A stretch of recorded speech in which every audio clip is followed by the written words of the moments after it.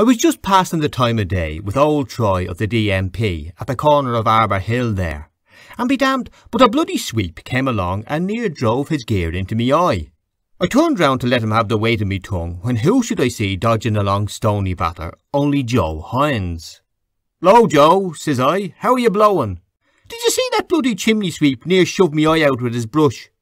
"Such luck," says Joe. "Who's the old bollocks you were talking to?" "Old Troy," says I, "was in the force. I'm in two minds not to give that fellow in charge for obstructing the thoroughfare with his brooms and ladders." "What are you doing round those parts?" says Joe. "Divil a much," says I. "There's a bloody big foxy thief beyond by the garrison church at the corner of Chicken Lane. Old Troy was just giving me a wrinkle about him. Lifted any god's quantity of tea and sugar to pay 3 bob a week. Said he had a farm in the county down, off a hop o' me thumb by the name of Moses Herzog, over there near Heytesbury Street." "Circumcised?" says Joe.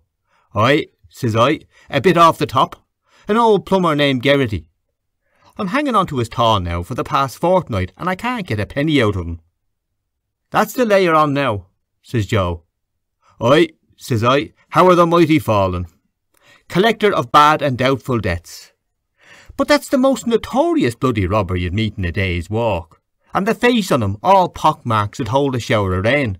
Tell him," says he, "I dare him," says he, "and I double dare him to send you round here again, or if he does," says he, "I'll have him summonsed up before the court, so I will, for trading without a licence. And he after stuffing himself till he's fit to burst. Jesus, I had to laugh at the little Jewy getting his shirt out. He drink me my teas, he eat me my sugars, because he no pay me my monies." "Are you a strict TT?" says Joe. "Not taking anything between drinks," says I. "What about paying our respects to our friend?" says Joe. "Who?" says I. "Sure, he's out in John o' God's office head, poor man." "Drinking his own stuff," says Joe. "Aye," says I, "whisky and water on the brain." "Come round to Barney Kiernans," says Joe. "I want to see the citizen." "Barney Mavoreens be it," says I. "Anything strange or wonderful, Joe?" "Not a word," says Joe. "I was up at that meeting in the City Arms." "What was that, Joe?" says I. "Cattle traders," says Joe, "about the foot and mouth disease. I want to give the citizen the hard word about it." So we went round by the Linen Hall barracks and the back of the courthouse, talking of one thing or another. Decent fella, Joe, when he has it, but you're like that he never has it. Jesus, I couldn't get over that bloody foxy Geraghty, the daylight robber, for trading without a licence, says he. "I dare him," says he, "and I double dare him. Come out here, Geraghty, you notorious bloody Hillendale robber." So we turned into Barney Kiernans, and there, sure enough, was the citizen up in the corner having a great conflab with himself and that great bloody mangy mongrel Gary Owen, and he waiting for what the sky would drop in the way of drink. "There he is," says I, "in his glory hole, with his crusheen lawn and his load of papers, working for the cause." The bloody mongrel let a grouse out of him that'd give you the creeps. Be a corporal work of mercy if someone would take the life of that bloody dog. I'm told for a fact he ate a good part of the breeches off a constabulary man in Santry that came round one time with a blue paper about a licence. "Stand and deliver," says he. "That's all right, citizen," says Joe. "Friends here." "Pass, friends," says he. Then he rubs his hand in his eye and says he, "What's your opinion of the times?" Doing the rappery and rory of the hill, but begob, Joe was equal to the occasion. "I think the markets are on a rise," says he, sliding his hand down his fork. So begob the citizen claps his paw on his knee and he says, "Foreign wars is the cause of it." "And," says Joe, sticking his thumb in his pocket, "it's the Russians wish to tyrannise."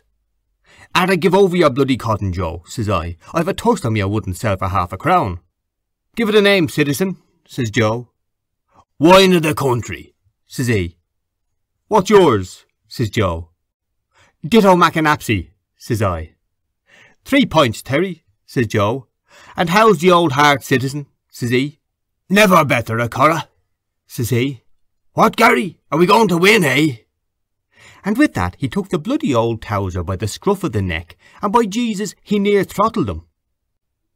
So anyhow, Terry brought the 3 pints Joe was standing, and begob, the sight nearly left me eyes when I saw him land out a quid. Oh, it's true as I'm telling you, a good-looking sovereign. And there's more where that came from, says he. Were you robbing the poor box, Joe? Says I. Sweat of me brow, says Joe. 'Twas the prudent member gave me the whiz. I saw him before I met you, says I, sloping round by Pill Lane and Greek Street, with his cod's eye counting up all the guts of the fish. For the old woman of Princes Street, says the citizen, the subsidised organ, the pledge-bound party on the floor of the house. And look at this blasted rag, says he. Look at this, says he. The Irish Independent, if you please, founded by Parnell to be the working man's friend. Listen to the births and deaths in the Irish All for Ireland Independent, and I'll thank you, and the marriages. And he starts reading them out. Gordon, Barnfield Crescent, Exeter. Redmayne of Iffley, St. Anne's-on-Sea. The wife of William T. Redmayne of a son. How's that, eh? Wright and Flynn, Vincent and Gillette to Rotha Marion, daughter of Rosa and the late George Alfred Gillette. 179 Clapham Road, Stockwell. Playwood and Risdale at St. Jude's, Kensington, by the very Reverend Dr. Forrest, Dean of Worcester, eh? Deaths, Bristow at Whitehall Lane, London. Carr, Stoke Newington, of gastritis and heart disease. Coburn at the Moat House, Chepstow. I know that fella, says Joe, from bitter experience. Coburn, Dempsey, wife of David Dempsey, late of the Admiralty. Miller, Tottenham, aged 85. Welch, June 12th at 35 Canning Street. Liverpool, Isabella Helen. How's that for the national press, eh, me brown son? How's that for Martin Murphy, the Bantry jobber? Oh, well, says Joe, handing round the booze. Thanks be to God they had the start of us. Drink that, citizen. I will, says he, honourable person. Health, Joe, says I, and all down the form. Ah, now, don't be talking. I was blue-mouthy for the want of that pint. Declare to God, I could hear it hit the pit of me stomach with a click. Little Alf Bergen popped in round the door, and hid behind Barney's snug, squeezed up with the laughing. And who was sitting up there in the corner that I hadn't seen, snoring, drunk blind to the world, only Bob Dorden. I didn't know what was up, and Alf kept making signs out of the door. And begob, what was it only that bloody old pantaloon Dennis Breen in his bath slippers, with two bloody big books tucked under his oxter, and the wife hot-foot after him, unfortunate wretched woman, trotting like a poodle. I thought Alf had split. Look at him, says he. Breen, he's traipsing all round Dublin with a postcard someone sent him with UP up on it, to take a look. And he doubled up. Take a what? Says I. Liable action, says he, for £10,000. Oh, hell, says I. The bloody mongrel began to growl that it put the fear of God in you, seeing something was up, but the citizen gave him a kick in the ribs. Be you the whisht, says he.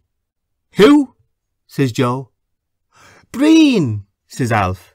He was in John Henry Menton's, and then he went round to Collison Ward's, and then Tom Rochford met him and sent him round to the sub-sheriff's for a lark. Oh, God, I've a pain laughing. UP up. The long fella gave him an eye as good as a process, and now the bloody old lunatic has gone round to Green Street to look for a G-man. When is Long John going to hang that fellow at Mountjoy? Says Joe. Bergen, says Bob Doran, waking up. Is that Alf Bergen? Yes, says Alf. Hanging? Wait till I show you. Here, Terry, give us a pony. That bloody old fool, £10,000. You should have seen Long John's eye. UP. And he started laughing. Who are you laughing at? Says Bob Doran. Is that Bergen? Hurry up, Terry boy, says Alf. What's that bloody Freemason doing? Says the citizen, prowling up and down outside. What's that? Says Joe. Here you are, says Alf, chucking out the rhino. Talking about hanging, I'll show you something you never saw. Hangman's letters. Look here. So he took a bundle of wisps of letters and envelopes out of his pocket. Are you codding? Says I. Honest Injun, says Alf. Read 'em. So Joe took up the letters. Who are you laughing at? Says Bob Doran. So I saw there was going to be a bit of a dust. Bob's a queer chap when the porter's up in him. So says I, just to make talk. How's Willie Murray doing those times, Alf? I dunno, says Alf. I saw him just now in Capel Street with Paddy Dignam, only I was running after that. Yeah, what? Says Joe, throwing down the letters. With who? With Dignam, says Alf. Is it Paddy? Says Joe. Yeah, says Alf. Why? Don't you know he's dead? Says Joe. Paddy Dignam dead? Says Alf. Aye, says Joe. Sure, I'm after seeing him not 5 minutes ago, says Alf, as plain as a pikestaff. Who's dead? Says Bob Doran. You saw his ghost then, says Joe, God between us and harm. What? Says Alf. Good Christ, only 5, what? And Willie Murray with him, and the two of them there near whatchamacallums. What? Dignam dead? What about Dignam? Says Bob Doran. Who's talking about? Dead, says Alf. He's no more dead than you are. Maybe so, says Joe. They took the liberty of burying him this morning anyhow. Paddy, says Alf. Aye, says Joe. He paid the debt of nature, God be merciful to him. Good Christ, says Alf. Begob, he was what you might call flabbergasted. There he is again, says the citizen, staring out. Who? Says I. Bloom, says he. He's on point duty up and down there for the last 10 minutes. And begob, I saw his physiog do a peep in and then slither off again. Little Alf was knocked ballways. Faith he was. Good Christ, says he. I could have sworn it was him. And says Bob Doran, with a hat in the back of his poll, lowest blackguard in Dublin when he's under the influence. Who said Christ is good? I beg your parsnips, says Alf. Is that a good Christ, says Bob Doran, to take away poor little Willie Dignam? Ah, well, says Alf, trying to pass it off. He's over all his troubles. But Bob Doran shouts out of him, He's a bloody ruffian, I say, to take away poor little Willie Dignam. Terry came down and tipped him the wink to keep quiet, that they didn't want that kind of talk in a respectable licensed premises. And Bob Doran starts doing the weep about Paddy Dignam, true as you're there. The finest man, says he, snivelling, the finest, purest character. The tear is bloody near your eye, talking through his bloody hat. Fitter for him to go home to the little sleepwalking bitch he married, Mooney, the bum bailiff's daughter. Mother kept a kip in Hardwick Street, that used to be stravaiging about the landings. Bantam Lyons told me that was stopping there at 2 in the morning without a stitch on her, exposed in her person, open to all comers, fair field and no favour. The noblest, the truest, says he, and he's gone. Poor little Willie, poor little Paddy Dignam. And mournful and with a heavy heart, he bewept the extinction of that beam of heaven. Old Gary Owen started growling again at Bloom that was skeezing round the door. Come in, come on, he won't eat you, says the citizen. So Bloom slopes in with his cod's eye on the dog, and he asks Terry, was Martin Cunningham there? Oh, Christ McKeown, says Joe, reading one of the letters. Listen to this, will you? And he starts reading out one. 7 Hunter Street, Liverpool, to the High Sheriff of Dublin, Dublin. Honoured Sir, I to offer my services in the above-mentioned painful case. I hanged Joe Gann in Bootle Jail on the 12th of February, 1900, and I hanged— Show us, Joe, says I, Private Arthur Chase for foul murder of Jesse Tilsit in Pentonville Prison, and I was assistant when— Jesus, says I, Billington executed the awful murderer Toad Smith. The citizen made a grab for the letter. Hold hard, says Joe. I have a special knack of putting the noose. Once in, he can't get out. Hoping to be favoured, I remain, honoured sir. My terms is 5 guineas. H. Rumbold, Master Barber. And a barbarous bloody barbarian he is too, says the citizen. And the dirty scrawl of the wretch, says Joe. Here, he says, take them to hell out of me sight, Alf. Hello, Bloom, says he. What'll you have? And so they started arguing about the point. Bloom saying he wouldn't and he couldn't, and excuse him, no offence and all to that. And then he said, well, he'd just take a cigar. God, he's a prudent member and no mistake. Give us one of your prime stinkers, Terry, says Joe. And Alf was telling us there was one chap sent in a mourning card with a black border round it. They're all barbers, says he, from the Black Country, that had hanged their own fathers for 5 quid down in travelling expenses. And he was telling us there was 2 fellas waiting below to pull his heels down when he gets the drop, and choke him properly, and then they chop up the rope after and sell the bits for a few bob a skull. In the dark land they bide, the vengeful knights of the razor, their deadly coil they grasp, yea, and therein they lead to Erebus whatsoever wight had done a deed for blood, for I will on no wise suffer it, even so, saith the Lord. So they started talking about capital punishment, and of course Bloom comes out with the why and the wherefore and all the codology of the business, and the old dog's smelling him all the time. I'm told those Jewies does have a sort of a queer odour coming off them for dogs, about I don't know what all deterrent effects and so forth and so on. There's one thing it hasn't a deterrent effect on, says Alf. What's that? Says Joe. The poor bugger's tool that's being hanged, says Alf. That's so, says Joe. God's truth, says Alf. I heard that from the head warder that was in Kilmainham when they hanged Joe Brady the Invincible. He told me when they cut him down after the drop, it was standing up in their faces like a poker. Ruling passion strong in death, says Joe, as someone said. That can be explained by science, says Bloom. It's only a natural phenomenon, don't you see, because on account of the... And then he starts with his jawbreakers about phenomenon and science and this phenomenon and the other phenomenon. So of course the citizen was only waiting for the wink of the word, and he starts gassing out of him about the Invincibles and the old guard and the men of 67 and who fears to speak in 98, and Joe with him, all about the fellas that were hanged, drawn and transported for the cause by Drumhead court-martial, and a new Ireland and a new this, that and the other. Talking about New Ireland, he ought to go and get a new dog, so he ought. Mangy, ravenous brute, sniffing and sneezing all around the place and scratching his scabs. And around he goes to Bob Doran that was standing out a half one, sucking up for what he could get. So of course Bob Doran starts doing the bloody fool with him. Give us the paw, doggy. Good old doggy, give us the paw here, give us the paw. A bloody end to the paw he'd paw, and Alf trying to keep him from tumbling off the bloody stool atop of the bloody old dog, and he talking all kinds of drivel about training by kindness and thoroughbred dog and intelligent dog. Give you the bloody pip. Then he starts scraping a few bits of old biscuit out of the bottom of a Jacob's tin he told Terry to bring. He golloped it down like old boots, and his tongue hanging out of him a yard long for more. Near ate the tin and all, hungry bloody mongrel. And the citizen and Bloom having an argument about the point.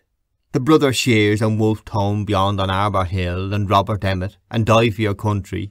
The Tommy Moore touch about Sarah Curden, and She's Far from the Land.